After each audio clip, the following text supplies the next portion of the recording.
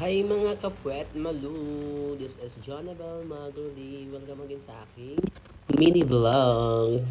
So yun guys, for this video is about sa mga taong ayaw sa atin, di ba guys? So, although normal naman talaga yung mga ganung pangyayari sa buhay na may mga tao talaga na ayaw sa atin, which is hindi natin yun mapiplace guys, no? Kung ayaw sa atin ng tao. Kasi magkakaiba naman talaga tayo ng mga perseverance. Ano daw perseverance? So, joke lang guys. So, alam mo naman guys, sa larangan ngayon guys, social media man, or sa mga friends, or sa family, or sa iba't ibang aspect, or sa mga katrabaho, hindi lahat yan guys is nagugustuhan tayo. Diba guys? As long as wala ka namang ginagawang mali sa kanila, no, wag kang magpi-place na para mag-isti lang yung tao sa'yo.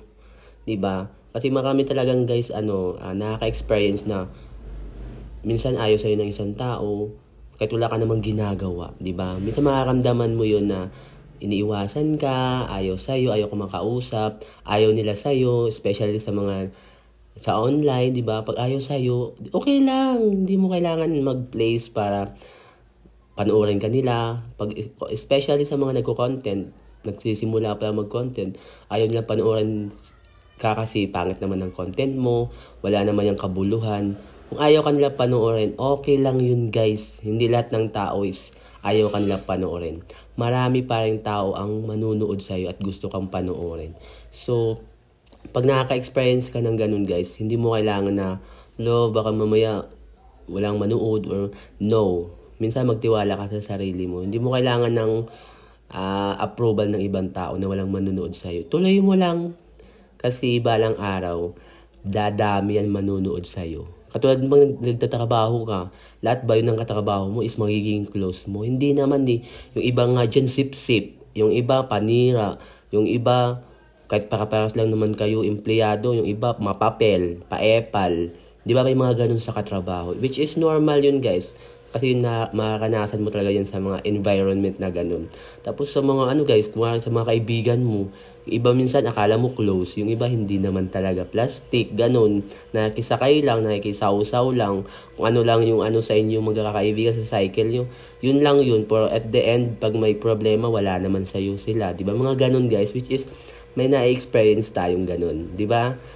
So pag nakaka-experience ka ng ganun, wag mong i-ask yung sarili mo na may problema ba sa akin. No, normal yun. Ganun talaga guys. Hindi natin yun mapiplace lahat yun ng nakakanasan natin ganun. Pag ayaw nila, okay, let go. Okay lang yun guys. Move forward.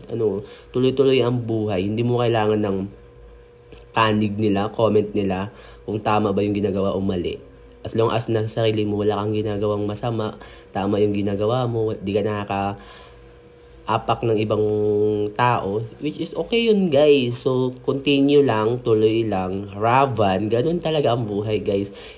Habang nga sabi nga nila, habang tumatagal, habang nagkakaedad tayo, habang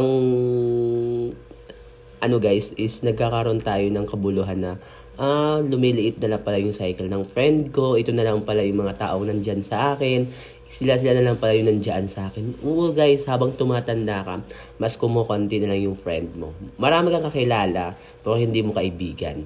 Diba? Magkaiba kasi yung kakilala lang sa kaibigan. Pag sinabi mong kaibigan, sila yung nalapitan mo, nakakausap mo, nakapag-opinan mo.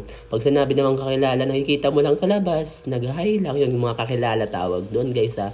Kaya kung isa ka sa mga nakaka-experience ng ganitong situation, yung parang nai-stress ka, na parang, okay pa ba ako? Kaya ko pa ba?